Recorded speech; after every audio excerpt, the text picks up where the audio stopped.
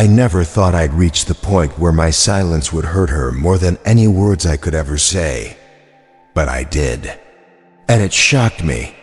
For years, I believed my power was in what I could give her, my loyalty, my patience, my explanations, my endless attempts to prove that I was worthy of being chosen. I thought if I just tried harder, if I just held out a little longer, she'd see the truth and value me. But she didn't. And what I didn't know at the time was this: the very moment I stopped fighting for her attention, the very second I pulled back every ounce of energy I had wasted on convincing her, that was the moment everything shifted. My silence became louder than all my pleading ever could. I used to think revenge was about payback. I imagined that walking away would only matter if I replaced her quickly or showed her what she was missing. But that's not what hurt her the most. What broke her wasn't me trying to wound her, or me flaunting a new woman, or me playing the same game she had once played with me. What broke her was when I detached completely, rebuilt my life quietly, and became unreachable, not because I wanted to punish her, but because I finally learned to choose myself over chaos. It sounds simple when I say it now, but it wasn't simple. It was hell. Walking away meant tearing out pieces of myself that had been trained to need her approval, her messages, her presence. I had to face nights where the silence felt unbearable, mornings where I almost reached for my phone, days where I wondered if I was making a mistake. But through that silence, I learned something no argument had ever taught me. My value had never been in her hands. It had always been in mine. This isn't a cold lecture. I'm not here to sit on a high horse and tell you I figured everything out easily. This is my story, raw and unfiltered. It's about the countless mistakes I made before I finally stood still long enough to see the truth. It's about how I begged when I should have walked, how I explained when I should have stayed quiet, how I fought to prove my worth to someone who thrived on ignoring it. And it's about the turning point, the exact moment I stopped chasing and started building, when I realized that silence isn't weakness, it's strength. If you're listening to me right now, I know there's a reason. Maybe you felt the sting of giving too much to someone who valued you too little. Maybe you're stuck in the same loop I was, caught between love, hope, and despair. Or maybe you've already walked away but still carry the weight of wondering if you were enough. Whatever the case, I want you to hear me clearly. Peace is not something she gives you. It's something you decide for yourself. The truth is, nothing hurt her more than when I stopped reacting. Nothing rattled her more than when my world no longer revolved around her. My silence, my calm, my growth that became her punishment. Not because I intended to hurt her, but because I chose to rise instead of crawl. And once I made that choice, there was no turning back.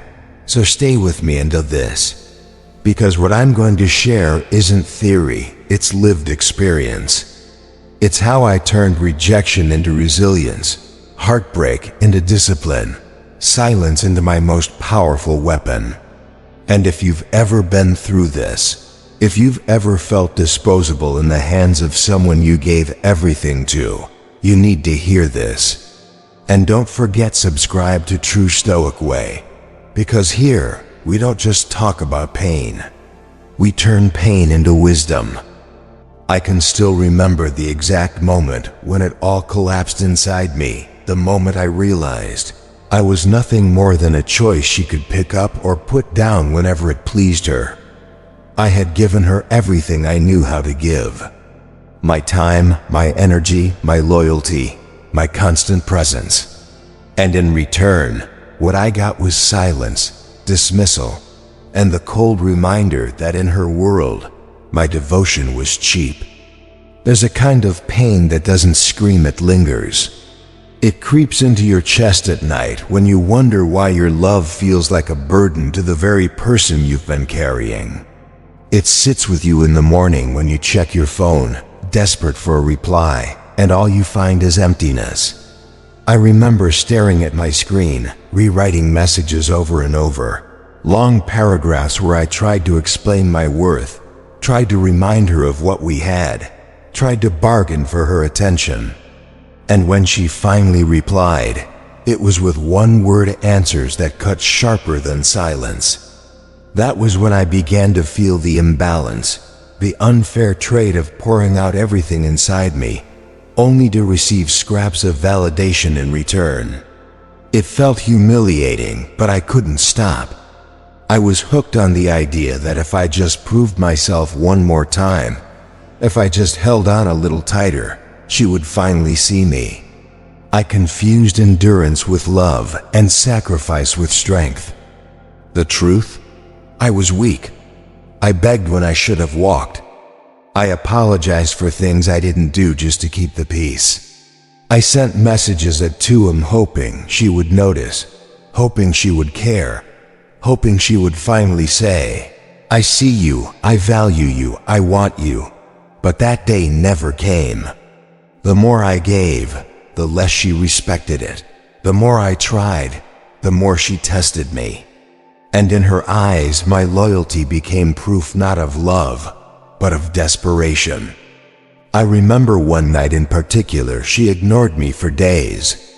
No calls, no texts, nothing. I broke down and typed a message that was practically a confession of my entire soul. I told her how much I loved her, how much I needed her, how lost I was without her. I pressed send and sat there waiting, my chest pounding, my mind racing. And when she finally replied hours later, all she wrote was, "K."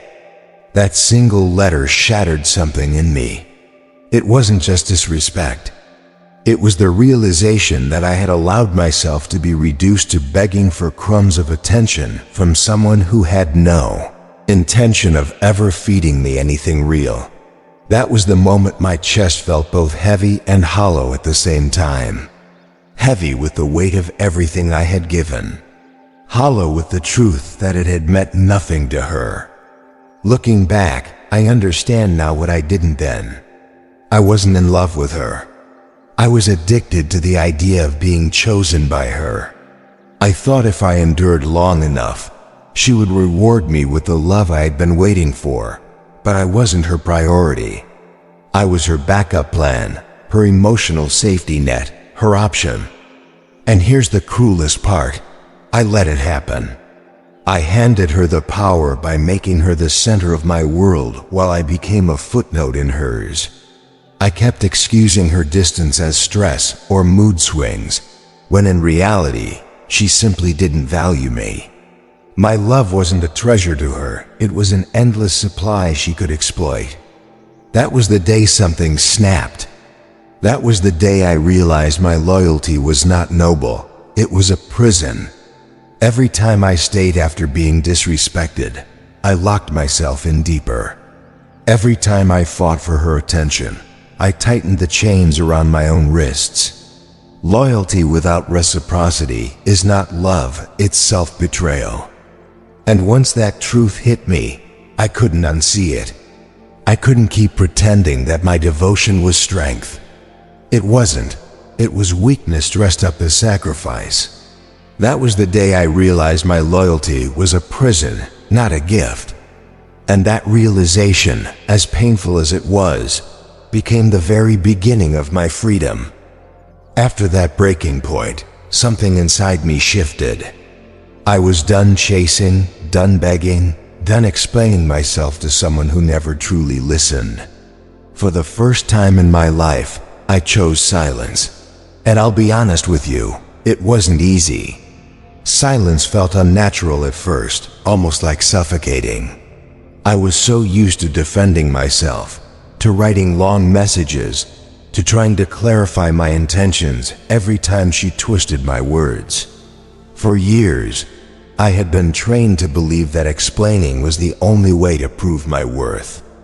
But then I tried something different. The next time she pulled away, I didn't react. The next time she tested me with silence or cold replies, I didn't chase. I didn't type out another paragraph begging to be heard. I didn't pick up my phone in the middle of the night hoping she'd notice. I just sat with the discomfort. I let her silence stay her silence, and I let mine become my new boundary. And you know what happened? She panicked. At first, I thought she wouldn't care. I thought she'd just move on with her life and forget about me. But when my usual reactions disappeared, when I stopped orbiting around her, she started to feel it. She noticed the absence. She noticed the calm. She noticed the way I no longer rushed to fix what she broke. That's when I began to see the truth. My reactions had been her fuel.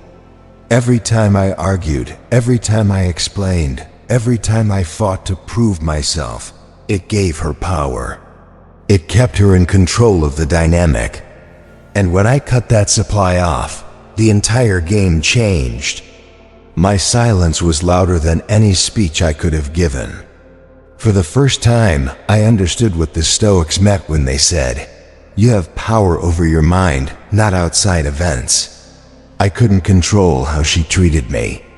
I couldn't control whether she valued me, but I could control myself.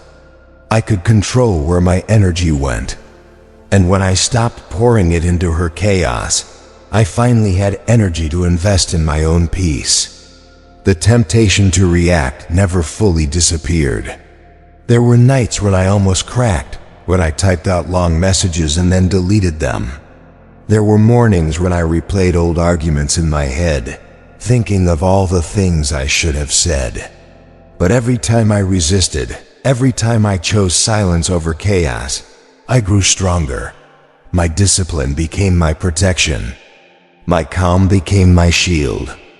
And she could feel it. She scrolled my feed, trying to read between the lines. She sent half-hearted messages, trying to test if she still had access. She even tried creating little storms, hoping I would jump back into the drama. But my silence unnerved her more than my anger ever did. Because anger still gave her attention. Silence gave her nothing. That was when I realized silence isn't weakness, it's control. When you refuse to be baited, when you stop playing the game entirely, you take back the power that was always yours. You stop being the puppet on the strings of someone else's moods. You become untouchable, not because you're acting superior, but because you've learned the art of self-mastery. Silence doesn't mean indifference. It means I finally understood that not every battle deserves my energy. It means I learned to separate what I could control, my own mind, my own actions, from what I could never control. Her choices, her attention, her approval. And once I accepted that, the weight I carried for so long finally began to lift. If you've ever felt your emotions being used as weapons against you, hit subscribe to True Stoic Way. This channel is where we reclaim control. Because at the end of the day, silence isn't running away, it's standing firm. It's choosing peace over chaos, clarity over confusion, and dignity over desperation. And once you learn that lesson, you'll never go back to begging for noise when silence is the real answer. Every time I chose not to respond, every time I refused to chase, something subtle but powerful shifted. The balance of power, which for so long had been tilted in her favor, began to move back toward me. At first, I didn't recognize it. I only felt the discomfort, the burning urge to reach out, the tightness in my chest when I saw her name and ignored it, the way my mind screamed to break the silence. Detachment didn't feel like freedom in the beginning. It felt like torture. I was wired to react. My instincts told me to close the gap, to fix the distance, to run toward her every time she pulled away. That was the cycle we had created together. She withdrew, I pursued, she tested, I explained, she withheld, I gave more. And every time I repeated the pattern, I handed her the keys to my peace. But detachment broke the cycle. For the first time, I didn't follow. For the first time, I let her silence be hers, not mine. And with every act of restraint, with every unanswered message, with every temptation resisted, I grew stronger. My discipline became a wall she couldn't climb. Of course she noticed. She tried everything to pull me back into orbit. She played the silent game, waiting for me to panic and close the distance. But I didn't. She dropped little crumbs of attention, hoping I would take the bait likes on old photos. Vague texts that said nothing but carried just enough mystery to spark curiosity. But I didn't bite. She even tried stirring up drama, posting things designed to provoke me, to make me react. And when I stayed still, when I didn't engage, I could almost feel her losing control piece by piece. That's the irony of detachment. It doesn't scream. It whispers. It whispers to her ego that the man she once controlled no longer answers to her. It whispers that the game is over, not because I won or she lost, but because I stopped playing altogether. That whisper is louder than any argument we ever had, because it says one thing she can't ignore: access denied. I won't lie, detachment wasn't easy. There were nights when the silence echoed so loudly that it felt unbearable. My hand hovered over my phone more times than I can count. My heart wanted to break the stillness, to send just one more message, to get just one more piece of closure. But every time I almost gave in, I reminded myself, I wasn't fighting her anymore. I was fighting myself. And if I lost that battle, I would fall right back into the prison I had just escaped. So I stayed disciplined. I sat with the discomfort. I reminded myself that temporary pain is better than permanent manipulation. And slowly, the urge to chase began to fade. What felt unbearable at first turned into clarity. What felt like emptiness turned into space for me to grow. And she felt it. She felt it in the way I no longer explained myself. She felt it in the way I no longer asked for answers she was never going to give. She felt it in the way I no longer broke my own boundaries just to be heard. And that's when she lost control, not because I attacked her, not because I punished her, but because I detached so fully that she no longer had a way in. Detachment isn't about being cold, it's about being clear. It's about drawing a line that no manipulation, no silence, no bait can cross. When I finally understood that, everything changed. She could no longer push my buttons because I had removed them. She could no longer twist my emotions because I had reclaimed them. She could no longer pull me back because I had already walked away for good. That's the power of detachment. It doesn't just free you, it leaves them powerless. When the detachment settled in, when the silence no longer felt like suffocation, but like oxygen, I realized I had a choice. I could sit in that emptiness forever, replaying the past, or I could start building something new. For too long, my life had revolved around her moods, her texts, her attention. Now, for the first time, there was space. And I chose to fill that space with myself. It started small. I forced myself back into the gym, not to impress her, not to post pictures, but to reclaim my discipline. At first, it hurt not just my muscles, but my pride. Every rep felt like I was lifting the weight of all my mistakes. But I kept going. Day after day, the pain became progress.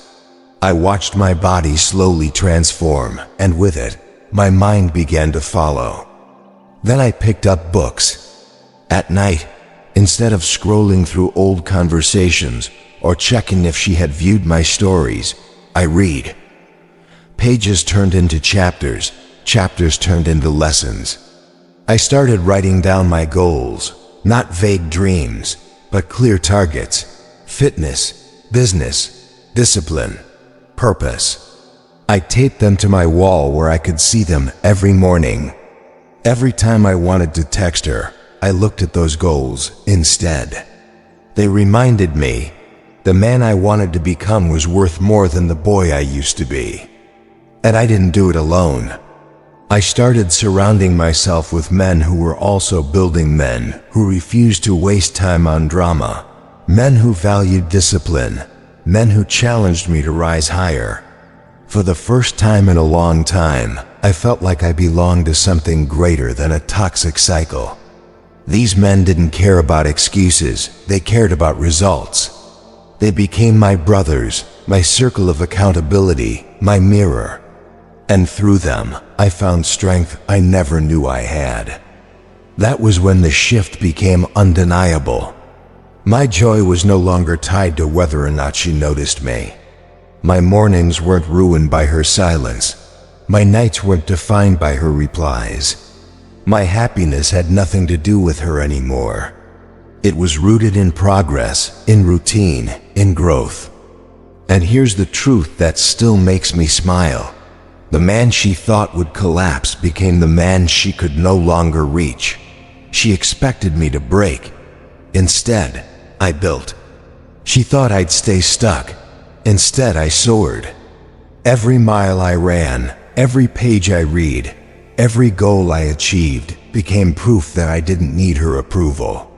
My life was finally mine again.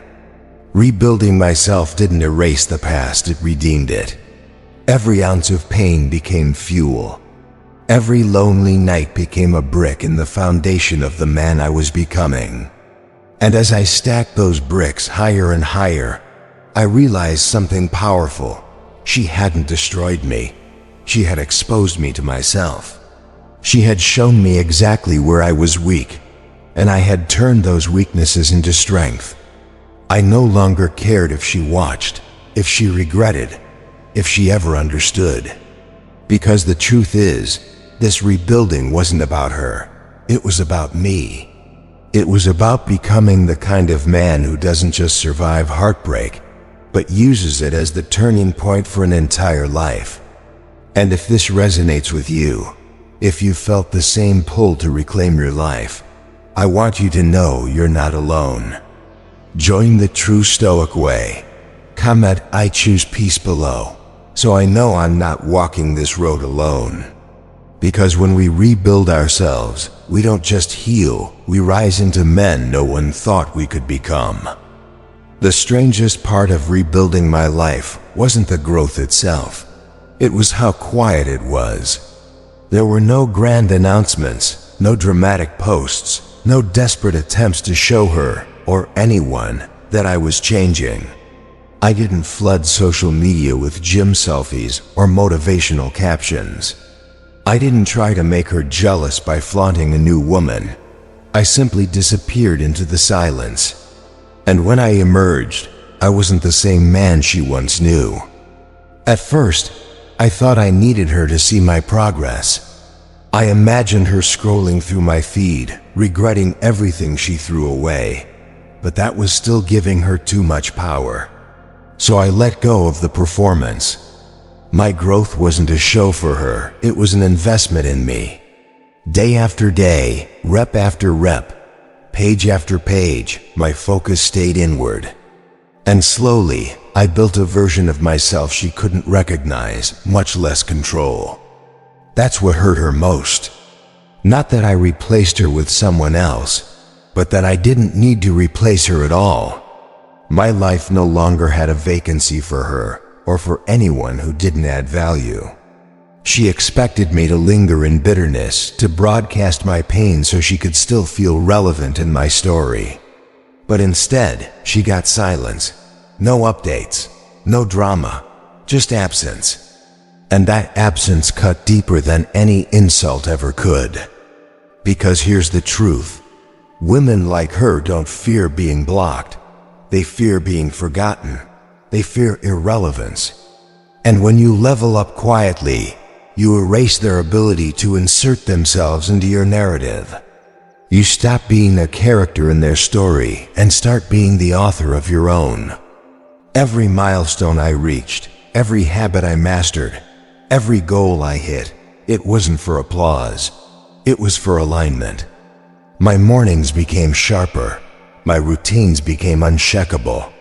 My vision for the future became so clear that her shadow no longer had a place in it.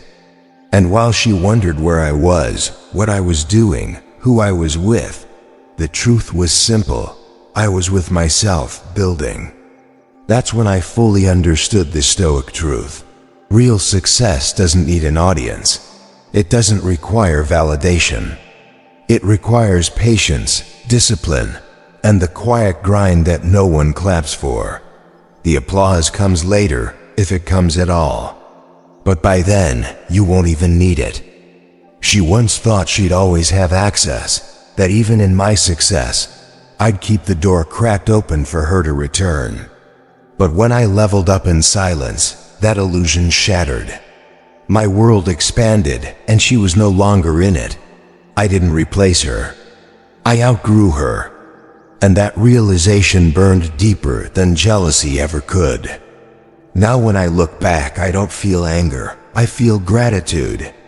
Because without her indifference, I might never have found the discipline to transform.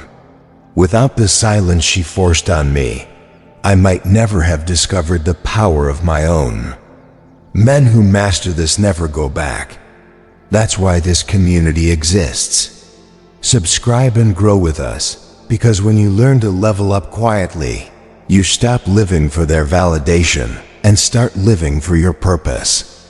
There's a kind of power I never understood until I practiced it, the power of no reaction. For most of my life, I thought strength meant standing my ground in every argument, proving my point, making sure I was heard. But I learned the hard way that reacting is exactly what she wanted. My anger, my explanations, my defenses, they were her proof that she still mattered. Every time I exploded, every time I defended myself, every time I let her pull me into her storm, she fed off it. When I stopped reacting, the game ended. And that silence was the deadliest strike of all. I remember one night vividly. She posted something online, obvious bait, a jab designed to sting me, crafted to make me reply. A part of me still wanted to. My hand hovered over my phone, my mind filled with all the clever comebacks I could write. But instead of engaging, I just smiled, set my phone down, and went back to my book.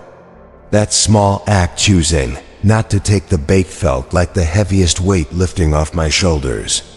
Because in that moment, she wasn't in control, I was.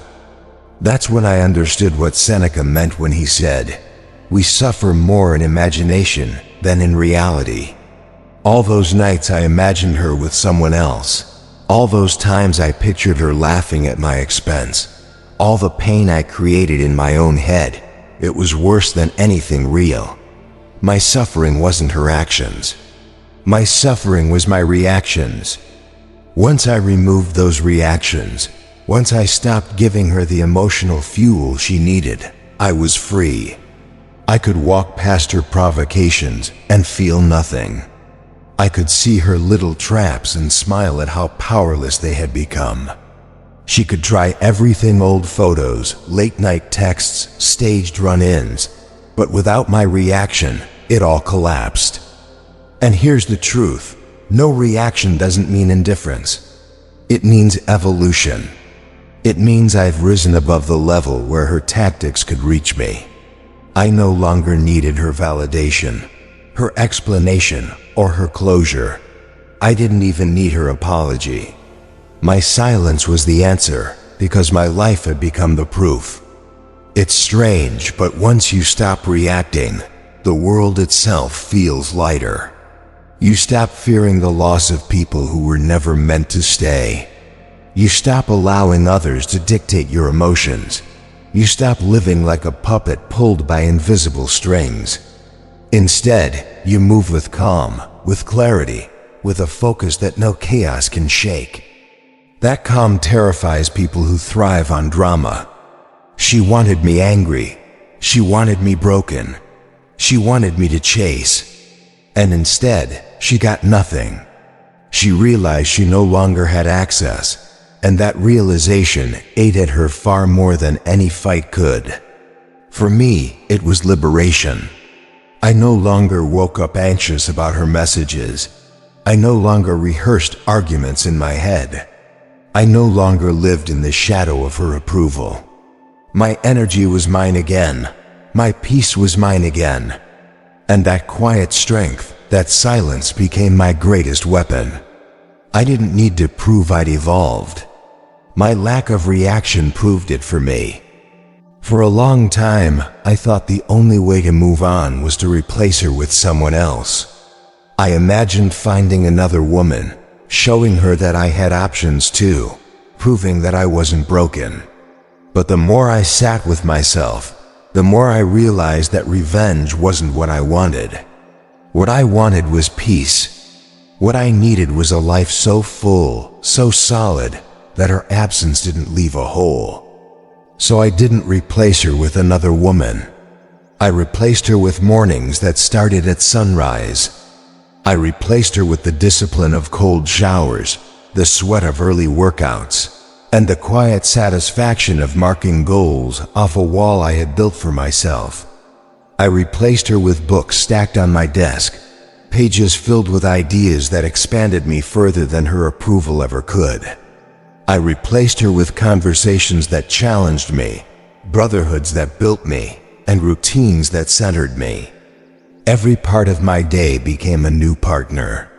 The gym became my confidant. My journal became my witness. My goals became my lover, and my peace that became my true companion. For the first time, I wasn't desperate for someone else to fill the void. I was too busy filling it with purpose. And that's what hurt her the most. It wasn't that I had moved on with someone else. It was that I had moved forward with myself. There was no space left for her. No doorway left open. No invitation waiting in silence. She could no longer reach me because I had replaced her with a life that made her irrelevant. You see, people like her expect you to either stay broken or come back begging. They prepare for you to crumble without them. But when you replace them with peace, when your happiness no longer requires their presence, that's when you win in the quietest, most devastating way. I no longer looked back. I no longer replayed the past. I no longer imagined what she was doing or who she was with. My mornings weren't about waiting for her messages. They were about lifting, running, building. My nights weren't about scrolling her profile. They were about sleeping peacefully, knowing I had given my energy to things that actually grew me. And the more I chose peace, the clearer it became. I had never needed her to validate me. I had only needed myself to choose differently. Revenge might have given me a moment of satisfaction, but peace gave me a lifetime of freedom. The man who once begged for her attention had disappeared. In his place stood someone grounded, calm, untouchable. Someone who didn't need her chaos to feel alive. Someone who found clarity in solitude, strength in discipline, and meaning in progress. That man didn't scare her because he was cruel. He scared her because he no longer needed her. If you're ready to choose peace over drama, drop "I choose strength" below. That's how we build the brotherhood here. Because when we replace the noise with peace, when we stop seeking revenge and start seeking discipline, we don't just survive, we rise into men who can't be broken again. In the end, she didn't lose because I fought harder. She lost because I walked away from the board completely. There was no dramatic victory, no final argument, no crushing comeback. There was only silence and the quiet realization that she no longer had a player to manipulate. She didn't lose to my anger. She lost to my absence. That's the Stoic shift I want you to understand. Real strength isn't about beating someone at their own game. It's about refusing to play the game at all. For so long, I believed love was a prize I had to earn from her, that happiness would be handed to me once I finally convinced her of my worth. But happiness was never hers to give. It was mine to build. Every morning I rise now, I rise with clarity. I know my worth isn't measured in her attention or anyone's approval. My peace isn't something another person can grant or take away. It's a discipline, a practice, a choice I renew daily. That realization was the victory I had been searching for all along. When I look back, I don't see a battle I won against her. I see a battle I won against myself. Against my need for validation, against my fear of being alone, against the weakness that once made me beg for scraps of affection. That is the Stoic way, not conquest of others, but mastery of self. And here's the truth. Once you shift like this, you can never go back. The chaos that once consumed you becomes small. The people who once controlled you lose their grip. The storms that once rattled you become background noise. Because your strength no longer depends on what happens around you. It depends on the fortress you've built within. So if you see yourself anywhere in my story, don't let this be the last time we meet. Subscribe to True Stoic Way, because here, we don't just survive heartbreak, we turn it into unshakable power.